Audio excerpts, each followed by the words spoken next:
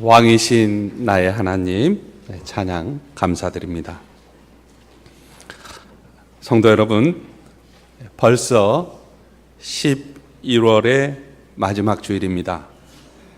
아직 2018년도가 한 달이 남아있지만 교회력으로는 오늘이 한 해의 마지막 주일인 왕이신 그리스도 주일입니다. 왕이신 그리스도 주일은 그리스도인으로서 한 해 동안 누가 나의 왕이었는지를 점검하는 그런 절기입니다. 예수님이 나의 왕이 아니었다면 다음 주일 대림절부터 새로운 1년을 지날 때는 진정 예수님을 왕으로 섬기라는 주님의 초대인 것입니다. 다음 주일부터 우리 교회가 이제 예배 폼이 조금 바뀌게 됩니다.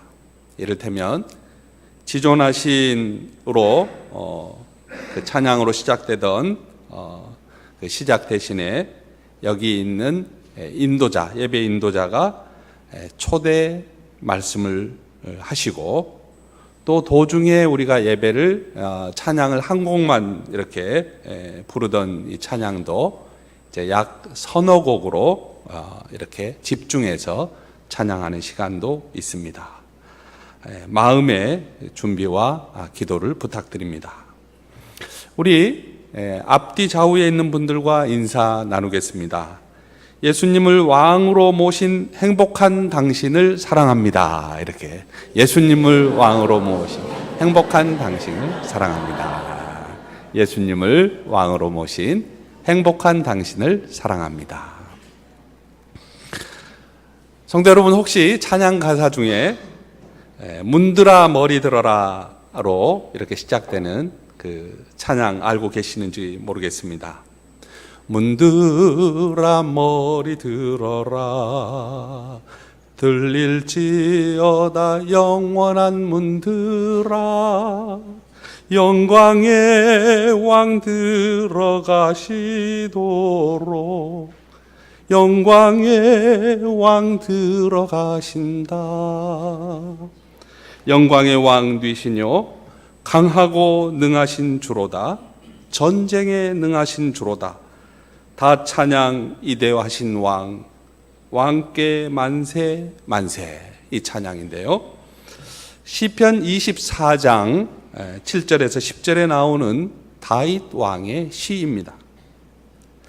옛적 오벳 에돔의 집에 있던 하나님의 언약궤를 시온에 안치하려고 예루살렘으로 옮기던 때에 다윗 왕은 언약궤가 들어오는 기쁨의 이 사건을 축하하기 위해서 이 노래를 썼습니다. 이 세상 왕이 사는 곳에 문드라, 왕보다 더 높은 왕이 들어가신다. 너희 머리를 들지어다. 영광의 왕이 들어가신다. 영광의 왕이 누구냐? 곧 만군의 하나님이시다 라는 고백을 지금 하고 있는 거예요. 다윗은 하나님의 힘으로 예루살렘을 점령하였기에 당연히 예루살렘의 주인이신 하나님께서 이제 저 빈들에 계시지 말고 이 시온 성으로 입성해야 한다고 생각해서 지금 하나님의 언약궤를 옮기고 있었던 것입니다. 하나님의 언약궤는 곧 하나님의 임재를 상징했기 때문에 그렇습니다. 이후 다윗은 삶의 마지막 시간에 이런 고백을 해요. 의로운 통치자, 곧 메시아의 도래를 기다리는 그런 고백을 쏟아놓고 있는데요, 다윗, 그가 자신의 굴곡진 삶을 통해 얻은 하나의 결론이 있다면 그것은 하나님만이 온전히 통치하실 수 있다는 그런 고백이었어요. 인간은 하나님의 나라와 같은 온전한 공의와 평화의 나라를 이 땅에 결코 세울 수 없다는 고백이기도 했습니다. 그래서 하나님이 다스리시면 우리가 하나님의 영광에 참여하고 세상의 공의와 평화의 나라를 세우는 하나님의 사역을 감당할 수 있다고 고백했던 것입니다. 함께 읽은 본문, 요한계시록 본문 역시 이미 오신 주님에 관한 내용이 아니라 앞으로 오실 주님에 대한 계시의 말씀입니다. 주님은 왕으로 오실 것입니다. 여전히 땅 위에는 세상 왕들이 있지만 그 왕들의 머리는 주님이시라는 말씀이죠. 문제는 그때까지 우리가 어떻게 오실 주님을 기다릴 것인가? 그게 바로 문제예요. 어떤 태도로 우리가 왕이신 그리스도를 기다리는가? 그래서 세상의 왕들과 악한 영의 활동이 계속되는 역사의 한복판에서 주님은 계시록의 말씀으로 우리에게 희망을 주시고 있는 겁니다. 초대교회 시기에 세상의 왕들과 악한 영이 어떻게 활동하고 있었을까요? 서기 92년입니다. 로마의 황제 자리에 도미티안이라는 사람이 올랐습니다. 그는 거대한 로마를 일사불란하게 통치하는 수단으로 제국의 모든 사람들에게 황제 자신을 주와 하나님으로 숭배할 것을 명령했습니다. 그리고는 제국의 이름을 영원한 제국, 그리고 자신의 왕위를 영원한 왕이라고 명명했습니다. 로마 제국과 황제의 우상화 작업이 시작된 것입니다. 제국에 속한 모든 사람들은 도미티안 황제의 이름으로 지어진 성전에 나아가서 향을 피우고 거기에서 이렇게 외쳤습니다.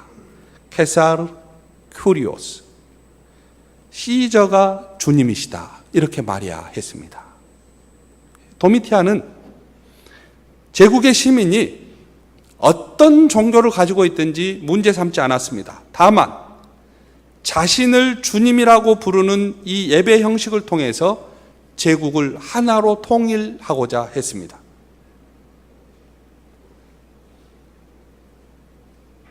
다실론을 따르는 대부분의 사람들에게 황제 숭배는 전혀 문제될 것이 없었습니다. 그러나 사도 요한에게는 그것이 심각한 문제가 아닐 수 없었습니다. 시저를 정치 지도자로서 존경할 수는 있었지만은 시저를 주님으로 예배할 수는 없었던 것입니다. 요한에게 있어 유일한 주님은 오직 한 분, 예수 그리스도였습니다.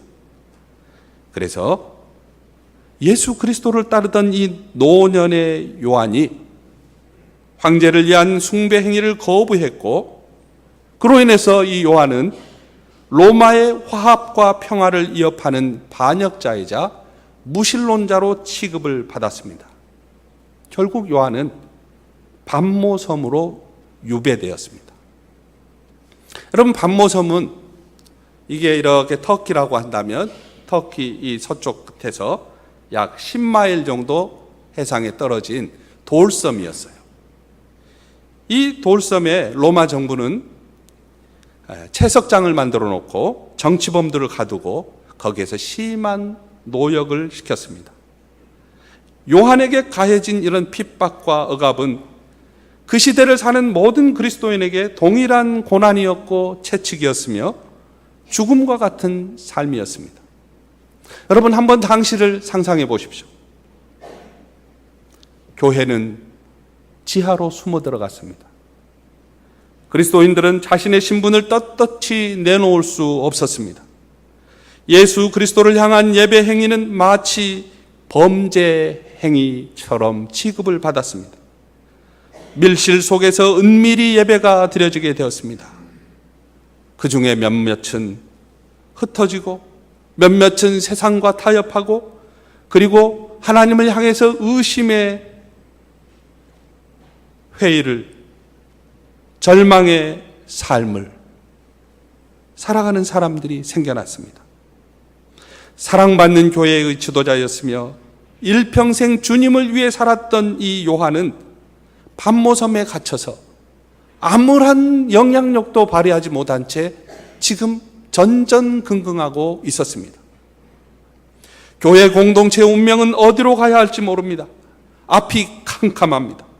이런 핍박받는 상황 속에 사람들이 질문하기 시작했어요. 주님, 어디에 계십니까? 주님, 예수 그리스도는 도대체 우리를 위해서 무엇을 하고 계십니까? 의문이 생겼습니다. 바로 요한계시록은 이 같은 절망스러운 상황 속에서 주시는 주 예수 그리스도의 묵시였던 것입니다. 사도 요한은 예수님께서 주시는 새로운 대안을 가지고 지금 편지를 쓰고 있는 것입니다. 우리가 오늘 요한계시록 1장 4절에서 8절까지 읽었는데요. 이 본문은 두 가지 내용을 담고 있어요. 4절에서 6절까지는 요한의 문안 인사입니다. 그리고 7절, 8절은 요한계시록 전체의 그 주제가 지금 선포되고 있어요. 먼저 요한의 문안은요, 아시아에 있는 7 교회에게 은혜와 평강을 기원합니다. 지금 묵시를 쓰는 요한이나 당시 교회들에게도 너무나 절실하게 필요한 것이 은혜와 평강이었어요. 얼마나 사모하는 것이겠습니까? 삶이 위중할수록 하나님의 은혜와 하나님의 평강보다 중요한 게 이 세상에 어디에 있겠습니까? 사도는 소아시아 7 교회에 은혜와 평강을 기원합니다. 이 기원은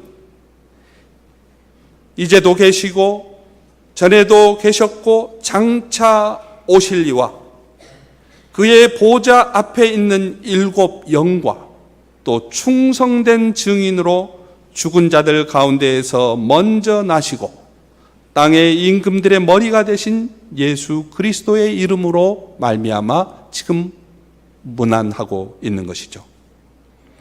사도는 의도적으로 편지를 받는 수신자를 7 교회라고 이야기합니다. 여러분, 당시에 소아시아에는 7 교회보다 훨씬 많은 교회가 있었어요. 근데 왜 7 교회라고 지칭했을까요? 그리고 또 사도는 성령님이 행하시는 일을 7 영이라고 표현했습니다. 우리가 계시록을 읽을 때 중요한 숫자가 있는데요. 7이라는 숫자예요. 7. 그리고 14. 이 단어들이 중요합니다. 7, 14, 10 이런 숫자들이 중요한데 7은 완전수를 상징해요. 그리고 절대적 완성을 상징합니다. 전체를 의미하는 숫자이죠. 이 말을 통해서 하나님의 교회는 궁극적으로 완전하게 보존되고 완성될 것이라는 사실을, 그리고 하나님이 성령을 통해 행하시는 일들도 빈틈이 없이 확실히 진행될 것이라는 사실을 지금 이 사도는 7이라는 숫자를 들어서 말을 하고 있는 것이죠. 무엇보다 이 사도의 문안에서는 하나님을 묘사하는 표현이 특별해요. 하나님은 전에도 계시고 지금도 계시고 앞으로도 계실 하나님, 이렇게 표현한 게 아니에요. 순서를 보면요, 이제도 계시고, 현재가 먼저 나와 있어요. 이제도 계시고 전에도 계셨던, 그리고 장차 계실이 아니에요. 장차 오실 하나님, 이렇게 표현되어 있어요. 그러니까 지금 여러분들과 함께 하나님이 계십니다. 이 하나님은 전에도 계셨고 앞으로도 계실 하나님이 아니고 장차 오실 하나님이에요. 오실 하나님. 그래서 하나님은 초월적인 제어 세상에서 팔짱만 이렇게 끼고 고개를 끄덕거리고 있는 그런 하나님이 아니라 이 역사의 한 복판으로 coming God, 오시는 하나님이라는 거예요. 오시는 하나님. 그분이 누구냐? 예수 그리스도라는 거예요. 사도 요한은 이 문안을 끝낸 다음에 주제를 선포해요. 사도의 선포를 보겠습니다. 7절, 8절인데요. 제가 다른 번역본으로 한번 읽어보겠습니다. 비교를 해보세요. 보아라, 그가 구름을 타고 오신다. 눈이 있는 사람은 다 그를 볼 것이요, 그를 찌른 사람들도 볼 것이다. 땅 위의 모든 족속이 그분 때문에 가슴을 칠 것이다. 지금도 계시고 전에도 계셨고 앞으로 오실 전능하신 주 하나님께서 나는 알파요 오메가다 하고 말씀하셨다. 다른 번역본으로 제가 지금 읽었습니다. 여러분, 여기서 구름은 하나님의 임재를 상징합니다. 그리스도의 영광스러운 재림을 이야기하고 있는 것이죠. 이 말 속에는 악한 자의 정복과 그리스도의 승리가 함축되어 있습니다. 이렇게 오시는 주님은 믿는 사람들에게는 기쁨이지만 그 이름을 영접하지 않는 이들, 곧 주님을 찌른 이들에게는 심판이 될 것이라는 말입니다. 하나님은 그러면서 자신을 알파와 오메가라고 하십니다. 스스로를 처음과 나중이라고 말씀하신 것이죠. 우리가 영어에 A 그리고 마지막 Z가 있듯이 헬라어의 첫 글자가 뭐냐? 알파예요. 그리고 헬라어의 마지막 글자가 뭐냐? 오메가입니다. 오메가. 이 말은 영원함과 더불어서 모든 것을 떠올리는 말입니다. 이 영원함 속에는 필연적으로 지상의 역사를 마치는 종말의 때를 거치게 되어 있는데, 그 종말의 때에 심판이 이루어지고 그 심판을 누가 주관하시느냐?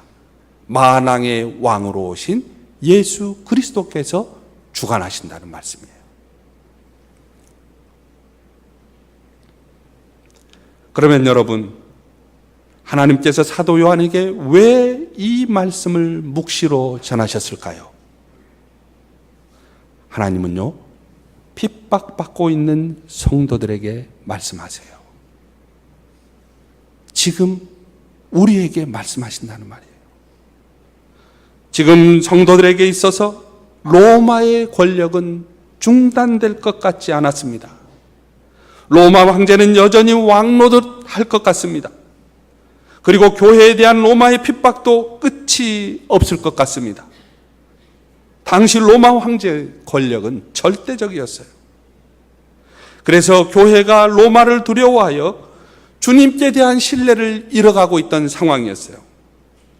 그때 하나님께서는 마치 애굽의 바로 앞에 자신을 나타내시고 430년 종노릇 하던 이스라엘 백성들을 출애굽시키셨던 것처럼 이제도 계시고 전에도 계시고 장차 오실 하나님, 알파와 오메가로 자신을 소개하시면서 교회로 하여금 지금 현재 눈에 보이는 로마를 두려워하기보다는 하나님을 두려워하라고 하셨던 바로 하나님의 메시지였어요. 무엇보다도 이 시간 우리가 꼭 기억해야 하는 것은 사도 요한의 편지가 어디로 보내어졌느냐? 교회로 보내졌다는 사실이에요. 교회. 어려운 시기에 이 편지를 교회에 보낸 것은 하나님께서 교회를 통해 세상에 희망을 전하신다는 것을 의미합니다. 우리가 역사를 통해 볼 때 힘든 박해, 비상한 핍박이 일어나면 교회가 해체되곤 했습니다. 그리고 해체된 그 사람들이 곳곳에 가서 또 교회를 세웠습니다. 그럼에도 불구하고 주님께서 교회에 편지를 보낸 이유가 무엇이냐? 교회는 모여서 하나님의 비밀을 드러내는 공동체라는 사실이에요. 역사의 비밀을 드러내는 희망의 공동체가 교회라는 사실입니다. 하나님의 비밀은 교회 가운데서 밝혀지기 때문이고 앞으로도 그럴 것이기 때문입니다. 여러분, 교회의 사명은 하나님의 비밀을 드러내는 데 있습니다. 우리가 단순히 사업을 하기 위해서 여기에 모인 것은 아닙니다. 하나님의 비밀을 드러내고 세상의 희망이 되기 위해 우리는 여기에 있습니다. 그래서 성도는 함께 모여야 하는 것입니다. 모이지 않으면 하나님의 역사가 드러나지 않습니다. 우리가 한 주에 한 번씩 모이는 것, 수요 기도회로 모이는 것, 금요 기도회로 모이는 것은 매우 중요합니다. 가장 단순해 보이지만은 함께 모여서 말씀을 듣는 가운데 하나님의 놀라운 비밀이 드러나기 때문입니다. 말씀이 있는 교회는 무너지지 않습니다. 바벨론의 포로로 잡혀갔던 이스라엘을 떠올려 보십시오. 이스라엘을 잡아갔던 바벨론은, 이스라엘을 혹독히 다루었던 바벨론은 70년 후에 역사의 무대에서 사라졌지만 말씀을 붙잡은 이스라엘은 지금까지 역사를 이어오고 있습니다. 오늘 본문에서도요, 묵시를 받은 7 교회를 통해 복음이 전진하고 하나님의 나라가 확장됐습니다. 여러분, 결국 로마는 313년에 기독교를 공인하게 됩니다. 거기서 끝나지 않았어요. 392년에는 기독교를 로마 나라의 종교, 국교로 정했던 것입니다. 얼마나 다릅니까? 하나님의 역사였어요. 오늘 우리는 교회력으로 한 해를 마무리하는 시간에 이 계시록의 말씀을 통하여 세상 왕들의 왕이신 예수 그리스도의 묵시를 들었습니다. 본문의 시대적 상황이 위중하다는 사실, 박해 상황에 대해서는 편지를 쓰는 요한이나 편지를 받는 사람들이나 모두 잘 알고 있었습니다. 우리가 일반적으로 알고 있는 평화, 그 평화가 없을 것이라고 하는 사실은 너무도 자명한 일이었습니다. 이때에 사도 바울이 소아시아에 있는 교회에게 하나님의 은혜와 평강을 기원하는 거예요. 이런 상황에서 참된 기쁨이 어디서 오느냐는 것이죠. 요한은 장차 오실 이 시간을 초월하여 우리에게로 오시는 하나님을 전해줍니다. 하나님이 주시는 기쁨이라면 그것은 끊어질 리가 없습니다. 하나님의 힘으로 솟아나기 때문입니다. 하나님의 보좌 앞에 있는 7명, 완전하신 성령이 교회를 붙들기 때문입니다. 그 성령님은 성도들의 삶에도 임하십니다. 그래서 사도는 우리가 깨달을 수 있도록 우리의 시선을 하나님께로 향하게 합니다. 핍박과 박해 가운데 있는 교회라면 주님 견디게 하시고, 주님을 왕으로 아직 모시지 못했다면 세상 왕들의 왕이신 주님을 최우선적으로 섬기면서 고통 가운데, 절망 가운데, 어두움 가운데서 일어설 수 있도록 용기와 힘을 더하여 주시옵소서. 이런 기원이 오늘 본문 안에 있었던 것입니다. 저는 오늘 본문 메시지에 접하면서 2개의 찬양곡이 떠올랐습니다. 첫째는요, 어린 양을 보라라는 찬양곡이에요. 여러분 잘 아시죠? 세상 죄지고 가는 어린 양을 보라. 채찍에 맞아 쓰러지다 또 쓰러지네. 어린 양을 보라. 이 찬양은 예수님의 초림, 예수님께서 오셔서 십자가 지신 그 하나님의 어린 양을 형상화한 노래잖아요. 세상 죄 지고 가는 하나님의 어린 양을 보라. 이 노래 한 곡이에요. 다른 노래는요, 1741년에 핸델이 작곡한 오라토리오 메시아입니다. 우리 교회 성경현 우리 지휘자님께서도 석사 과정을 졸업하실 때 이 메시아 이것을 지휘했던 것으로 제가 알고 있습니다. 그래서 아마 벼르고 있을 거예요. 우리 교회도 언제 한번 메시아를 좀 해야 되지 않을까. 근데 제가 너무 많은 걸 뒤져봐서 죄송합니다. 이 오라토리오 메시아 중에 제 44번 곡인 할렐루야 합창이 있어요. 잘 아시잖아요. 그 곡 중에 가장 많이 반복되는 가사가 할렐루야입니다. 할렐루야로 시작해서 할렐루야로 끝이 나요. 그런데요, 할렐루야 중간에 계속 반복되는 가사가 있어요. 그 가사는요, 전능의 주가 다스리시네, 또 주가 다스리시네, 이 세상 나라들 주 그리스도 다스리는 나라가 되고 또 주가 길이 다스리시네, 왕의 왕 또 주의 주, 이런 가사들이에요. 왕이신 예수님이 다스리시는 하나님의 나라는 영원할 것이므로 여호와 하나님을 찬양하라는 할렐루야.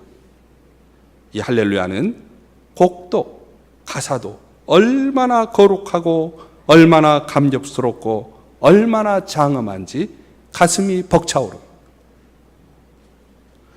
이 곡이 런던에서 2시간 분량으로 연주될 당시에 영국 국왕인 조지 위세가 할렐루야의 합창이 울려 퍼지는 순간에 너무 놀라고 감동한 나머지 일어섰다고 하지 않습니까? 성도 여러분, 사도 요한은 지금 세상죄 지고 가는 하나님의 어린 양을 보라, 예수님의 초림을 이야기하는 게 아니에요. 이제 왕의 왕으로 오실 이 하나님을 지금 우리에게 이야기하는 것입니다. 그래서 삶의 어떠한 순간 속에서도 왕으로 오실 하나님과 함께 여러분의 삶에 진정한 은혜와 평강이 있기를 구원하고 있는 것이죠. 예수님이 왕으로서 이 세상을 영원히 다스리실 것이라는 이 묵시를 고통받고 있는 교회에 전했던 이 요한, 어디 로마 제국하의 백성들 뿐이겠습니까? 하나님 지금도 우리에게로 오십니다. 거짓이 없던 그분, 항상 참으로 사람을 대하셨던 그분이 우리에게 주시는 것은 세상이 빼앗아갈 수 없는 평화와 기쁨입니다. 우리를 속이지 않으시고 바른 길로 인도하시기에 주님은 우리의 평안과 기쁨의 근원이 되십니다. 그분은 세상 왕들의 왕이십니다. 그분은 나의 왕이십니다. 그분은 여러분의 왕이십니다. 그분은 여러분의 가정의 왕이십니다. 그분은 우리 교회의 왕이십니다. 주님과 함께라면 그분을 모시고 살아가는 앞으로의 1년은, 여러분의 평생은 언제 어디에서나 하늘의 기쁨과 하늘의 평화 가운데 초대될 것입니다. 기도하겠습니다. 은혜가 풍성하신 하나님,